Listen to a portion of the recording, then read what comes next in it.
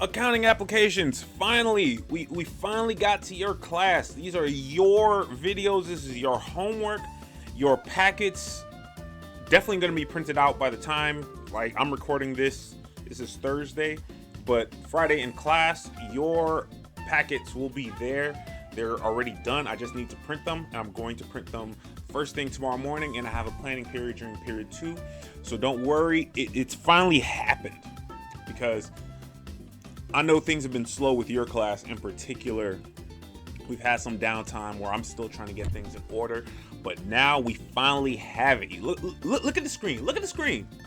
It says Accounting Applications 1 / Cambridge IGCSE. Yes, we are turning this into a pre-ACE class while we're going to still keep with NAV.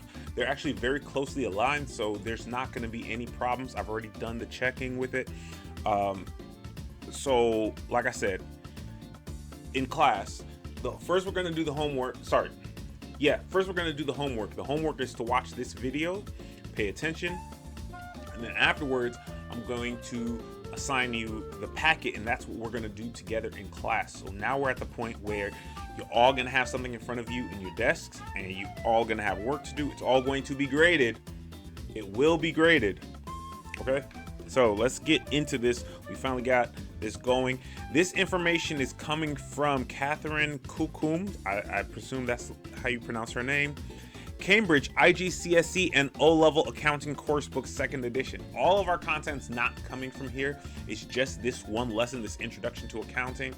I have another set of books and workbooks that I want to transition to. So right now we're going to go through this together. Read along. It's going to be right there on the screen. You can read along. We're just going to do Unit 1 or Lesson 1, or however the book calls it. And then afterwards, we're going to transition to a full workbook. Like right now, you only have the worksheet packets. We're going to move on to the full workbook. But for now, let us continue. So, look at that. I got the book right behind me. See that? See that? Man, y'all got the coolest teacher in here. I don't even know what y'all talking about. Anyways, 1.1 Introduction to Accounting. I remember, I can't say names on this, but I remember one of the students was asking, what is accounting? And though I was trying to explain it, I can't explain it this well. Like, I could do it, but to just explain it. So here we go. Now, you've already done some of this. I think I made you do some parts of this already, so you're a little bit familiar with this content.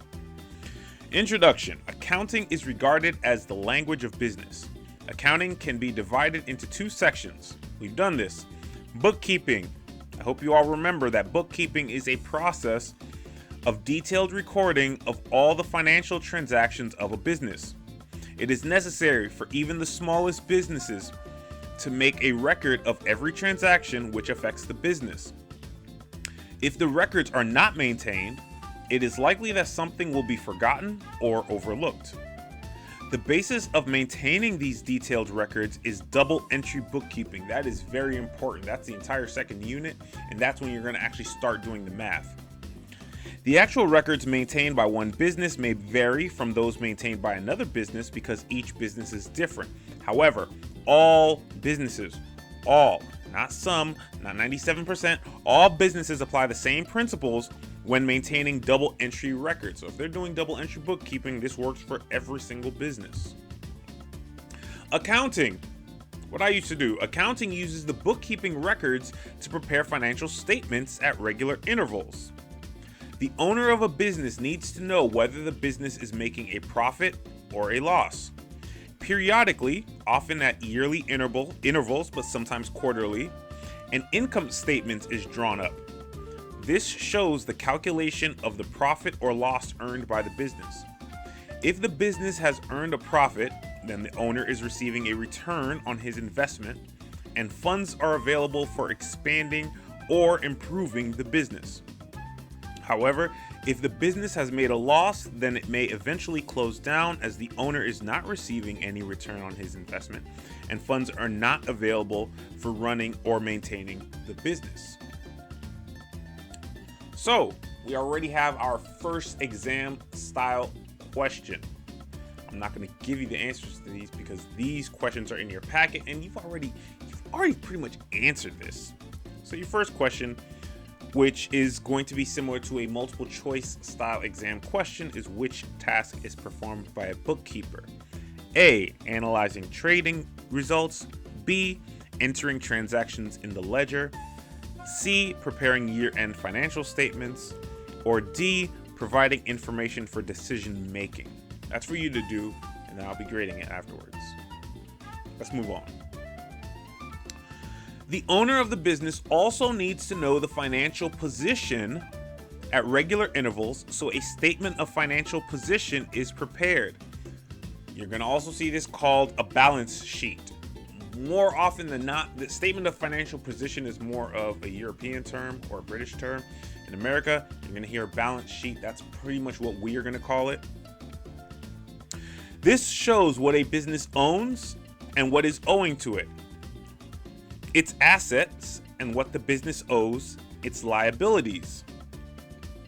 The term financial statement is often used as a collective name for an income statement and a statement of financial position.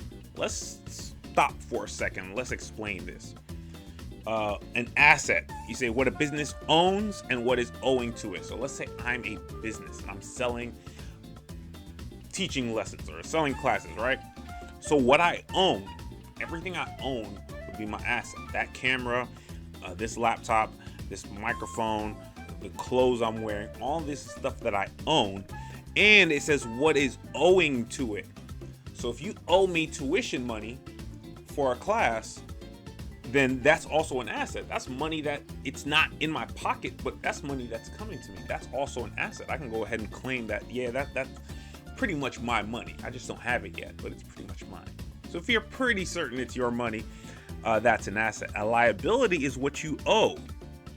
So if I have a credit card, if I owe a friend some money, those are liabilities. That's money I have to pay. And ultimately, we're going to go ahead and see how both sides balance. When we talk about the balance sheet or the statement of financial position, both sides always have to balance out. They have to equal the same amount every single time. The progress of the business can be measured by comparing the financial statements of one year with those of previous years or with those of other similar businesses. So what that line is saying is that we can see how well we're doing as a business by comparing our profit from year to year. Maybe last year we lost money, and this year we're gaining money, or next year we hope we make more. So you're going to check from year to year, or you might check similar businesses. So Nike might look at what Adidas is doing and saying like, well, how much money is Adidas making? Or how much money did Adidas make from last year to this year, and are we doing the same thing? So that's what that's saying. The calculation of various accounting ratios is used to measure the relationship between figures within a set of financial statements. We'll discuss those ratios later. Just know that, remember I said there's going to be mostly addition and subtraction. There will be some division and multiplication, nothing more advanced than that, right? So that's where those ratios come in. They're also useful for comparison purposes. The information provided by the financial statements shows the owner of the business what has happened during a certain period of time and helps in monitoring the progress of the business. The plans for the future development of the business is also based on these financial statements, which is kind of what I mentioned with the whole Nike thing and hoping to make the same amount of money going forward, or at least similar profits to Adidas and vice versa. Here are some three definitions that you need to know. You already know the first two. Bookkeeping is the detailed recording of all the financial transactions of a business. Accounting is using bookkeeping records to prepare financial statements and to assist in decision making. A statement of financial position shows the assets and liabilities of a business on a certain date, also known as a balance sheet. But yes, that is very important. It's always on a certain date. Usually the end of the day makes the most sense. So like after all, like if it's a store, for example, at the end of the day, once they finish selling whatever they're selling, that's what you find out. How much money do we have today? How many assets, including cash, do we have today at the end of this day? So there are some questions. These questions are all in your packets. You've already done the first two. That should be easy. You can do those with your eyes closed. Define the term bookkeeping. Define the term accounting. State 2 reasons why it is necessary to prepare financial statements at regular intervals, and state what is included in the term financial statements. You forgot? Rewind this video. That's why it's on YouTube. You can just rewind it, listen to it again, go back to pause it if you need to, whatever you need to do to get that information. We're going to continue to 1.2. We are now going to talk about that statement of financial position, or the balance sheet. All right, let me check time. Oh, we're good. We're good. All right, so 1.2, assets, liabilities, and capital. It is important to remember that the accounting records of a business relate only to the business. From an accounting viewpoint, the owner of that business is regarded as being completely separate from the business. So we're only looking at how much money the business has, not how much money the owner has. For example, if we're looking at Amazon, we are not looking at the net worth of just Jeff Bezos. We are looking at how much money Amazon as a company has. So that's what that's saying. When a person decides to start a business, he or she will have to provide the necessary funds, resources, often in the form of monetary funds, but it may consist of buildings, motors, goods, and so on. Any resources provided by the owner of the business are known as capital. This represents the amount owed by the business to the owner of that business. We'll stop and give you some examples. Remember I said my assets, right? My clothes, microphone, computer, that camera. So for example, if I start a business with, this is all my stuff. So all of these, as I'm now going to be using them in the company, they are now the company's capital. All the resources that technically, if the company ends, the company owes all of these back to me. That's basically what it's saying. So any money I have right now, and I say this is now the company's money, and if my company ends tomorrow, well then that company owes me my money back.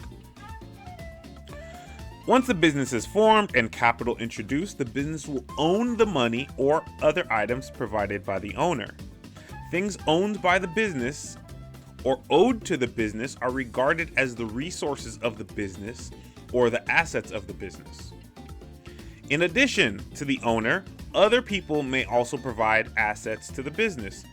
The amount owed by the business to these people is known as liabilities. For example, let's say, okay, I have the laptop, I have the microphone, I have the mic, I have my clothes, but I still need to borrow something. Let's say I need to borrow the school's printer for those worksheets, right? Well, that's not mine, that's the school's printer, so I owe that back to the school. Now I'm using it in my business, but I still owe the school for that, so that's a liability.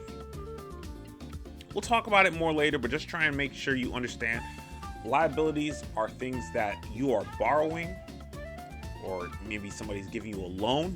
Loans are liabilities, for example, and they're owned by somebody else until you pay it off. And capital is owned by the owner of the business.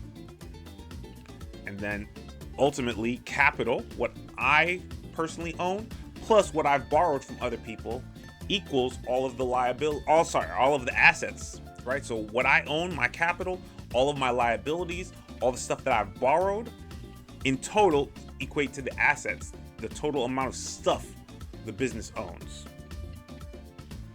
So 3 more definitions that you need to know. Capital is the total resources provided by the owner and represents what the business owes the owner. Did I say that right? I'm gonna say that again just in case I messed up. Capital is the total resources provided by the owner and represents what the business owes the owner. Assets represent anything owed by or owing to the business, And liabilities represent anything owed by the business. Remember, the assets are owed by the owner of the business. Meanwhile, the liabilities are owed by somebody else. Or sorry, we owe somebody else for those things. Versus the assets, like basically the business owes me those items. So the battery ran out like right in the middle of... Anyways, like I was saying before my battery decided to run out, we're good now. I'm just plugged straight into the wall. So we're good for the rest of the video. That a tip for exam questions or any other types of questions, anything provided for a business by the owner represents capital. This is not necessarily in the form of money. What I was saying before the camera cut off was that, for example, a company car, like if I use my car, if a business owner uses their car or their vehicle, and they're like, okay, now I'm going to use this for company purposes, like this is going to be the company's car or the business's car, that could be capital. So for example, let's say he buys a car and it's worth $30,000, uses it on his own, and then by the time he starts a business or she starts a business, the car is now worth $20,000. That's how much it's worth right now. Kelly's Blue Book value, for example. Well, that $20,000 is now part of the business. That's what you put in. The owner put in $20,000 of capital in the form of the new company car. And remember we said like capital is essentially owed to the owner by the business. So that's like a way you could think about it. Like it does not always have to be money. And the owner can put in their items.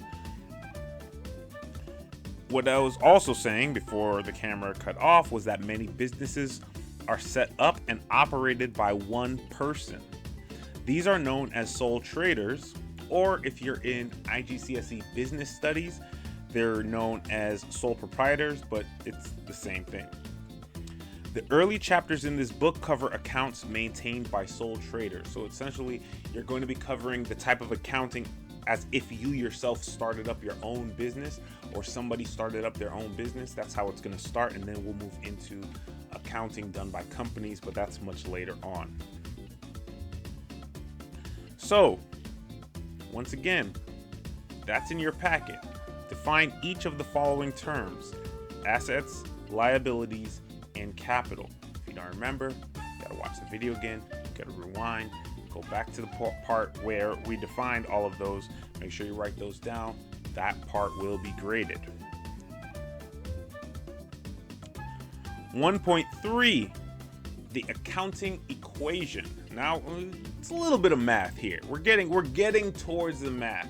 As of right now, it's just addition and subtraction. Very easy. We haven't even gotten to multiplication yet. So, like any other mathematical equation, the two sides of the equation will always be equal. The formula for this equation is assets equals capital plus liabilities. What the business owns is what I, the owner, put into the business plus anything that, we borrowed for the business, or anything that the business owes. Like if we borrowed money, or if we, for example, we got a car, but we're making payments on it. Well, that car doesn't belong to us. We're making payments. Until we make all the final payments, that car still belongs to the car dealership or whoever's financing the car. So that's what they mean, right? What the business has is what the owner put in plus whatever is owed. Capital is sometimes referred to as owner's equity, which is how I like to call it.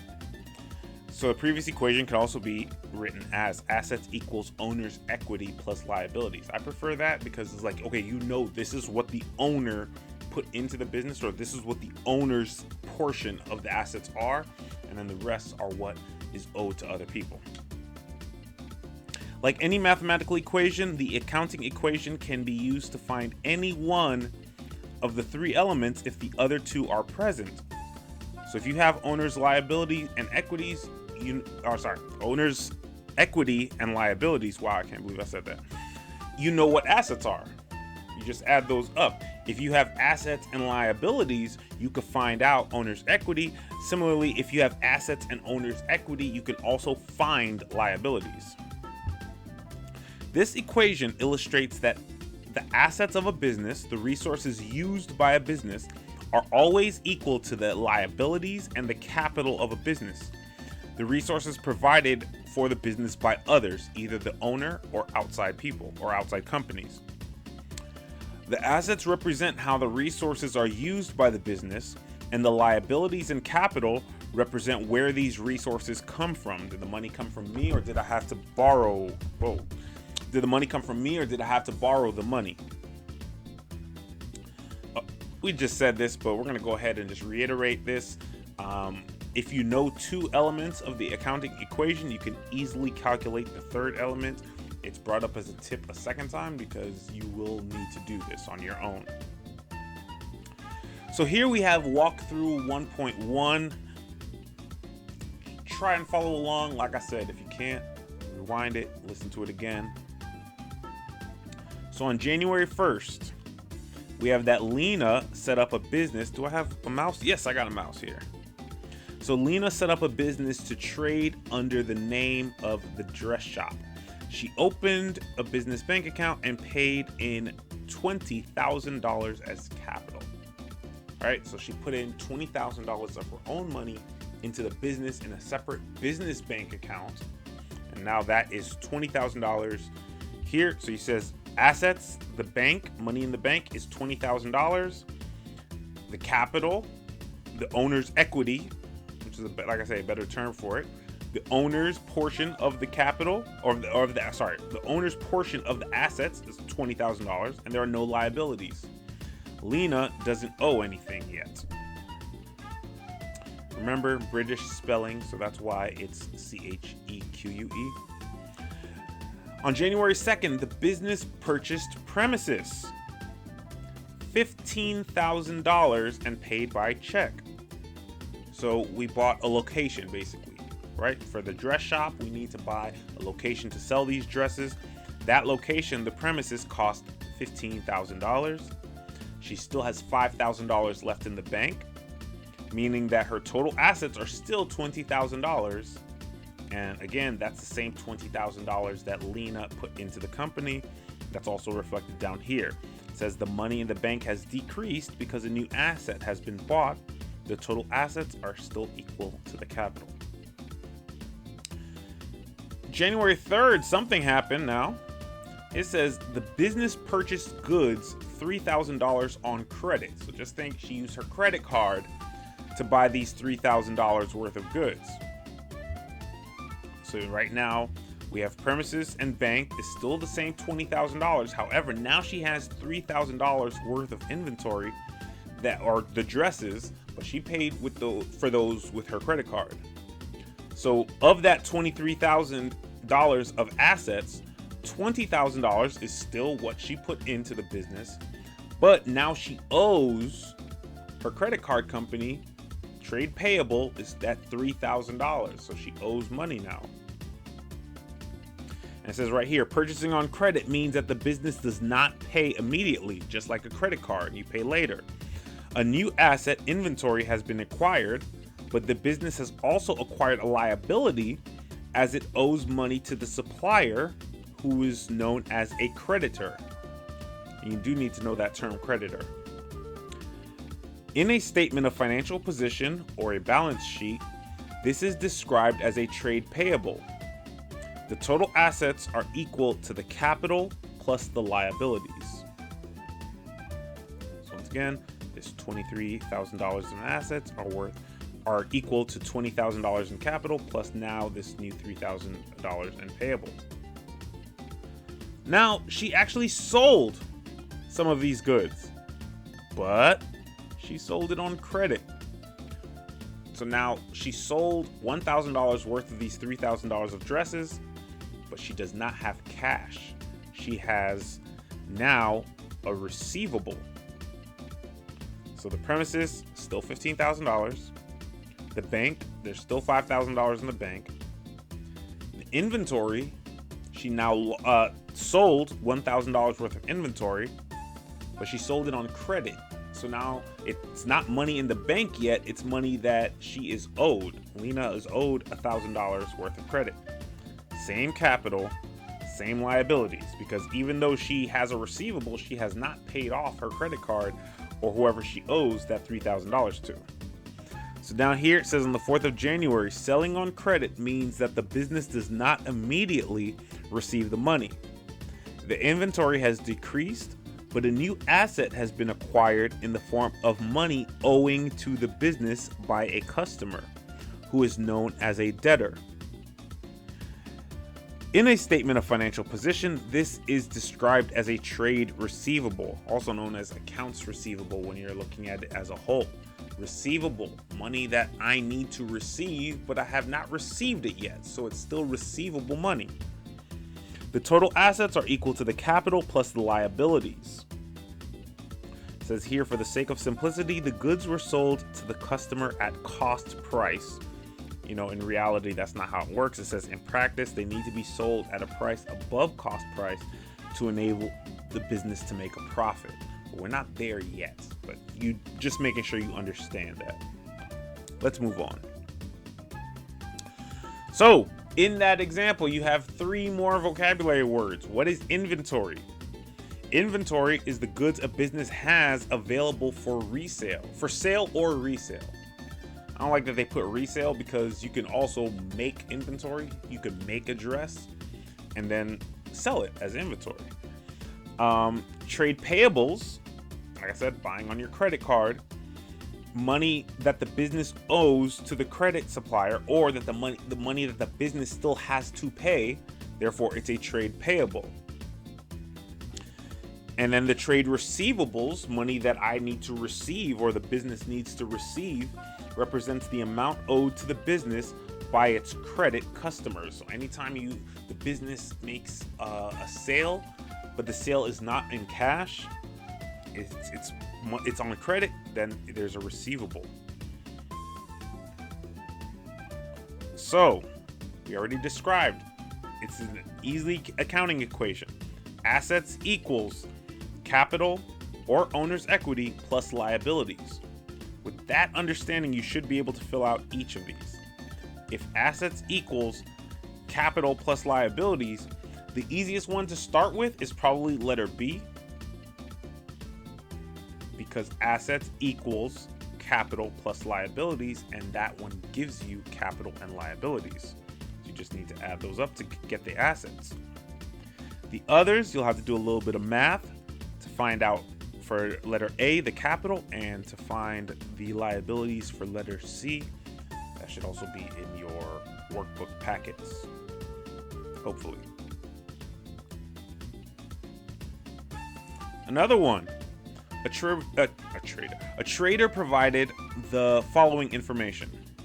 Premises, building, for example, $180,000. Inventory, $23,420. Trade payables, what we need to pay, or the business needs to pay, is $26,180. Trade receivables, how much the business is owed, is $21,710.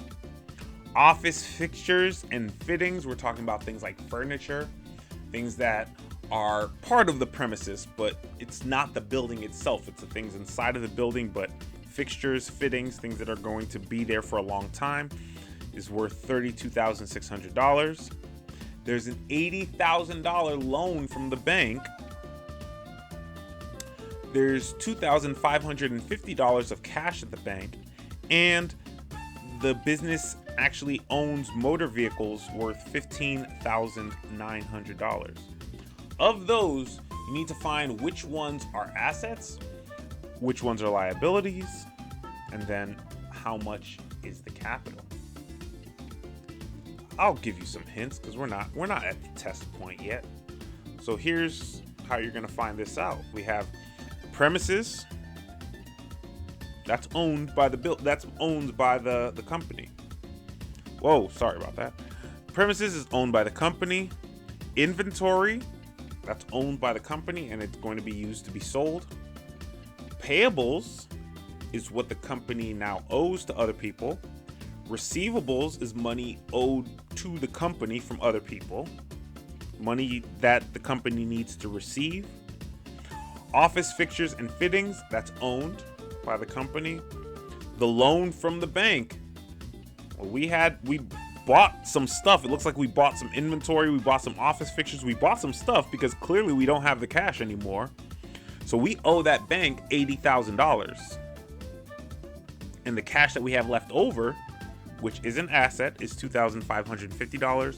We also have motor vehicles worth $15,900. So we have assets in motor vehicles, asset, cash at bank, liability, loan from bank, asset, fixtures and fittings, asset, receivables, liability, payables, asset, inventory, asset, premises. You can now use that information to calculate the value of the assets, the value of the liabilities, and then the trader's capital or owner's equity. And now the statement of financial position. The accounting equation may be shown in the form of a statement of financial position, or the balance sheet, like I said we will call it. This shows the three elements of the accounting equation: the assets, the capital, and the liabilities. The statement of financial position will be affected every time the business makes changes to the assets, liabilities, or capital. So here's another look. Let me see where we are on time. Hold on a second. I think time might be up for this video. Hold on a second. Let me double check. Okay, so sorry for that little jump cut.